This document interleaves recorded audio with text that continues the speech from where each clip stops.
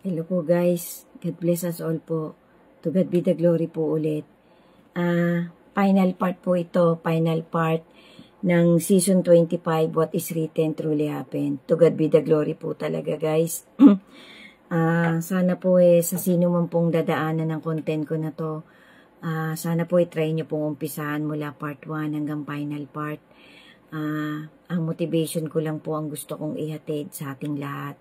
Yung katiting pong wisdom na nadinig ko, na napanood ko, na kahit papano tumatak po sa puso't isip ko, ang gusto ko pong i-share sa ating lahat. Sana po kahit papano itinatawid ko po ang maliit kong life motivation, life coach, POB na rin po, para din po sa ikatitibay, para po maging booster ng faith natin sa ating Panginoon. Thank you so much po talaga sa inyong lahat. Sigad na po ang bahala sa ating lahat na magbigay ng kung ano mang hinihiling pa natin sa Kanya, na alam ng ating Creator na makakabuti pa sa bawat isa sa atin. Amen. Guys, ito nga pong content ko na to is all about life lesson din po, life motivation. Ang context po nito is all about the 3 days of darkness. Sana po mapagtyagaan nyo pong umpisahan mula part 1 talaga hanggang final part. Gagawin ko po itong part 13, BA. Baka po kasi hindi mag-continuation yung POB kong iiwan baka po magkaroon ng B. Kaya gawin po natin itong 13A, final part ng season 25, WWTH. So guys, yun nga pong napanood ko na yun, na documentary na yun. Kung medyo may maliman po, siguro po wala, nobody is perfect naman talaga I-double check na lang po natin yung mga verses na itinawid ko po, yung mga ilan-ilan po sa bawat part, yung mga vital po. So ito pa po yung ibang mga verses na pwede nating pasadahan. Paulit-ulit po nating pasadahan guys. Ito po yun, 1 Timothy 3 verse 17, na at saka po itong Ephesians 2 verse 8 to 10, mga nagpapatunay po to na talagang yung gawa natin, yung deeds natin, yung good deeds natin, mahalaga po yan sa paningin ng ating Creator. Magdadala po yan sa atin, kung magiging isa po yan sa mga dahilan, yung good deeds natin, kung whether it's really glorified by our Creator, kung nag-glorify po talaga natin siya or not, or in sarili lang natin o ibang tao. Kasi napaka-importante po ng puso natin guys sa paningin ng ating Creator. Yan po ang magiging ticket natin kung saan talaga tayo dadalahin, kung sa excuse me po, kung sa tormented place o dun po sa eternal happiness. Mas pangarapin po natin yung eternal happiness and reward. Kasi nakakatakot po mapunta dun guys sa eternal damnation. Kasi po dun hindi na po natin talaga mararamdaman dun yung presence ng ating Creator.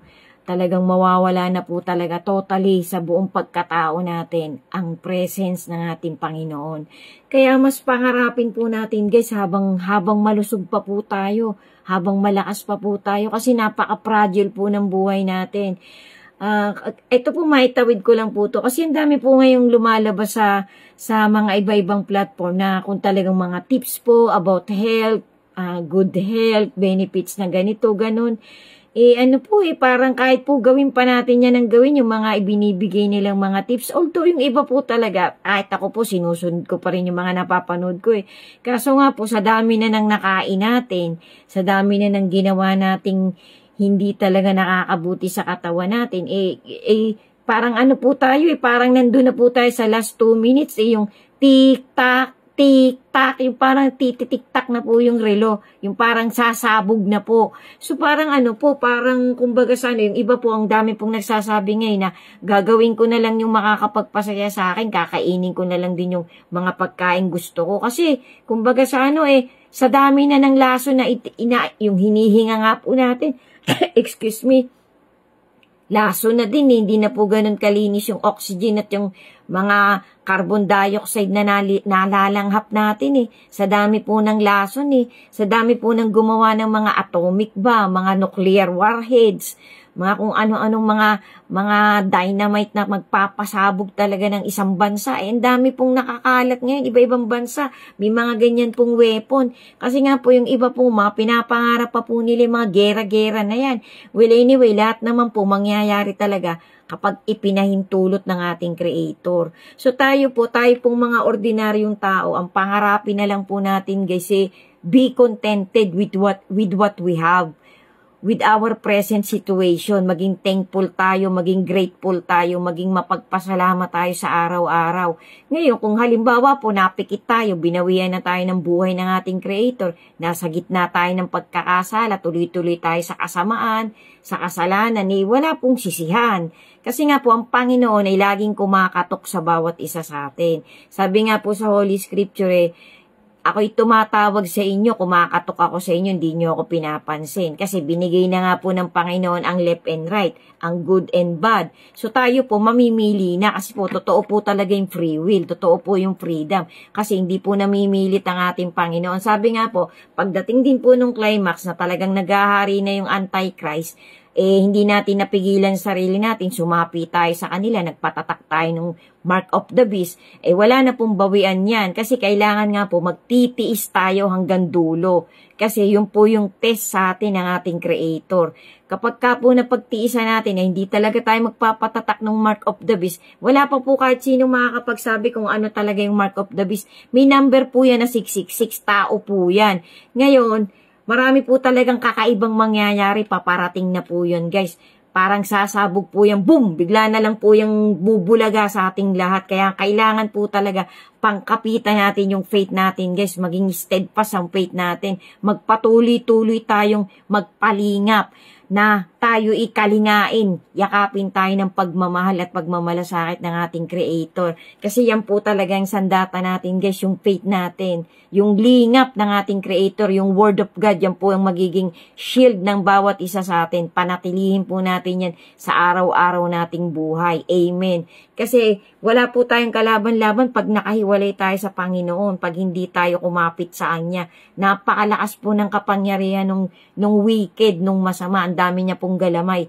Milyon-milyon po yung mga bad angels din pong sumapi sa Kanya. Kaya guys, magpakatatag po tayo. Ito po paalala ko lang sa bawat isa sa atin. Minsan nga po parang minsan gusto ko pong maluha, nalulungkot po ako kasi nga po ito pong panahon natin, ito po yung last generation. Kaya guys, sana po talaga kung sino man po dyan yung nakakakita ng content ko na parang nakakalimot tayo. Lahat naman po tayo nagkakasala araw-araw Kung nararamdaman po nating nakakalimot tayo sa ating Panginoon, magsisi po tayo, kumapit po tayo, magpray po tayo ng time-time. Kasi po nandyan lang po ang Panginoon.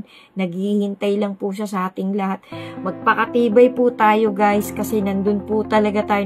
Marami pong nakaabang na hindi magandang mangyayari sa mundong ito. Minsan nga po naiisip ko, sana nga po wala na ako Sana nga po pikit na ako pag nangyari yung pati po yung pamilya ko, yung mga mahal ko sa buhay, yung apo ko, yung dalawang anak ko, yung mga kamag-anak ko din po kaso po hindi nga po sabay-sabay kukuhanin ng Panginoon Yung iba po sa atin magiging warrior ng ating Creator. Yan po yung maganda po yan pagka talagang napasama tayo sa mga chosen. Guys, thank you so much sa inyong lahat. Sana po talaga sa aking kaliitan, inaapagtawid po ako sa inyo ng maliit na motivation. Mag-pray po tayo palagi. Sana po bawat part ng season ko na to namnamin nyo po. Bawat part po may mga lesson, may kaunting motivation. Magtumibay po tayo guys, magpakatibay po tayo, maging matatag po tayo sa faith natin kasi yun po talaga yung shield natin. Labanan po natin lahat ng uri ng kasamaan. Iwasan na po nating magkasala tayo. Yung pong huling part na sinabi ko, yung mga deadly sins, iwasan po natin yun guys para po malugod sa atin ang ating Creator. Thank you so much po sa inyong lahat. To God be the glory po. Magtumibay po tayo guys. Lagi po nating isipin na mahal tayo ng ating Creator na kahit isa sa atin ay ayaw niyang mapahamak. Tapusin niyo po sana mula part 1 hanggang final part. Final part na po to sana po magtumibay talaga yung faith natin sa ating Panginoon. Don't ever lose your faith guys. To God be the glory po and God bless us all. Love you all po. Hugs and kisses. love and light to each and every one of us. Amen.